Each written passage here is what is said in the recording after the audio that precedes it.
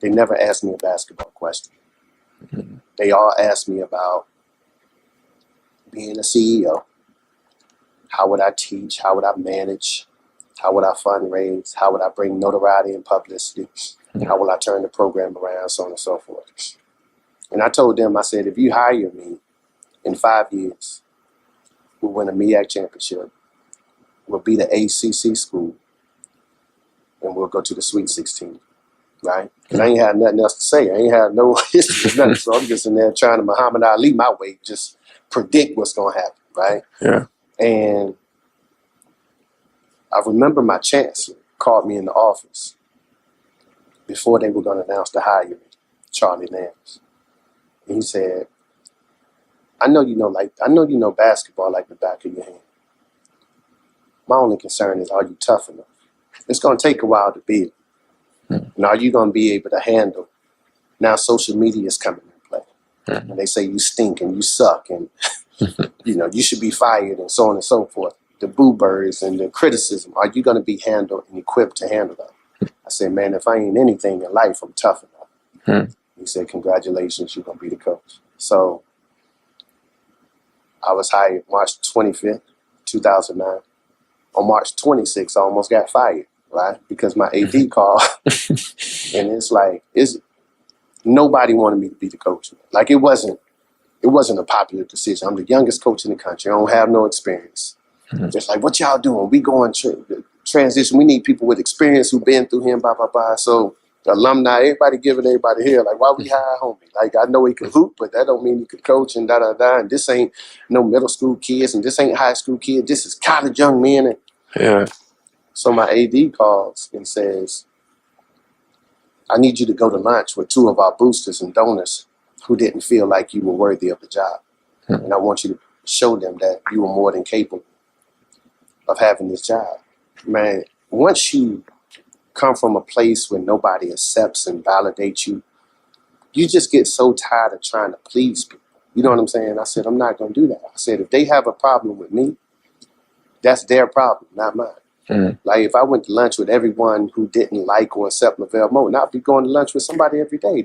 Everybody ain't like Jesus Christ. So why I think they're going to like me? I said, nah, I'm not doing it. And so I'm grateful for her because she accepted it. 5 years later, we beat NC State. We win the MEAC tournament. And we go to the NCAA tournament.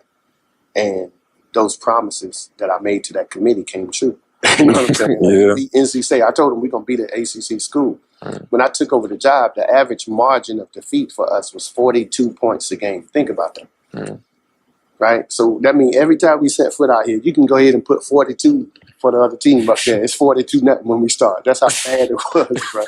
And so I was like, we got to change this thing, man. And I was able to get some incredible basketball players that came in here and helped me shape and mold this thing. And it was a fight. Like, I was pushing them. Like, it was C.J. Wilkinson, Poobie Chapman, like Dominique Sutton. Like, those dudes, man, they came here. I had to push them dudes. I was in the midst of chaos. You know what I mean? I had to fight. My back was against the wall to get this program up and running. And at the same time, you see these incredible guys, and they don't know how incredible they are. You're not here to be their friend. You're not here to have relationships with them and all. Like, that's not what you're here for. My job to be your coach and prepare you for this real world that's waiting out here. And that's what I tried to do, man. You want to be great? I'm going to hold you to that. And I'm going to push you every single day to be great. And so it's worked, man. It's worked. And so I'm never going to compromise who I am, because I think that's what's wrong with our generation. Our leaders, they compromise who they are now, right? The leaders, the coaches, the parents, the teachers, everybody want to be the kids' friends. You know what I'm saying? Like, a relationship with them. And I don't want no relationship with you, right? When I came out when I was here, my coach went one way, I went the other. I'll see you right here, right? Because this is what I signed up for.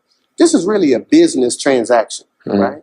I'm giving you a scholarship with the expectation that you're coming out here to do your job. All that personal stuff, that ain't in for it. You know what I'm saying? And so we personalize way too much.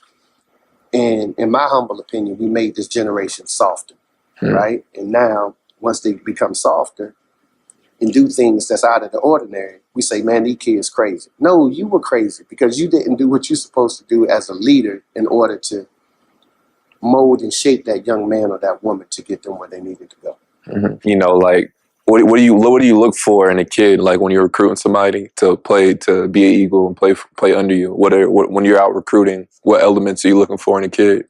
Man, that's a good question. You know, the obvious, you want them to be able to play, right? Mm. But I really look for character and not characters, right? Like there's a difference.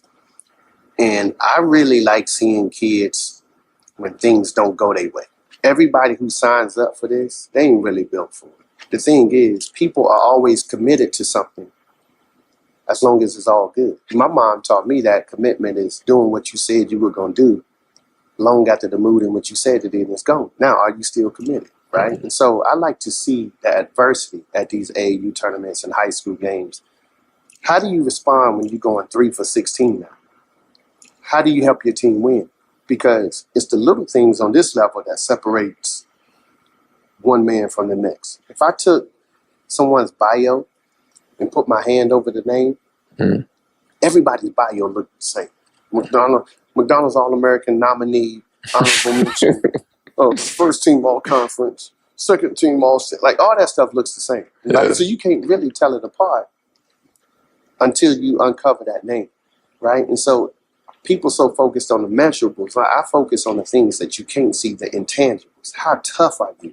Like, do you energize your teammates? Or do you go to the sideline and do you pout when things don't go your way? I look at your parents, right? Are they helicopter parents? Are they cussing the referee out from the stands every time they baby don't get something done? Because now you're going to try to bring that here, right? It's just who you are. All of those things play a major, major factor in how we recruit. And we don't necessarily have a perfection rate of it.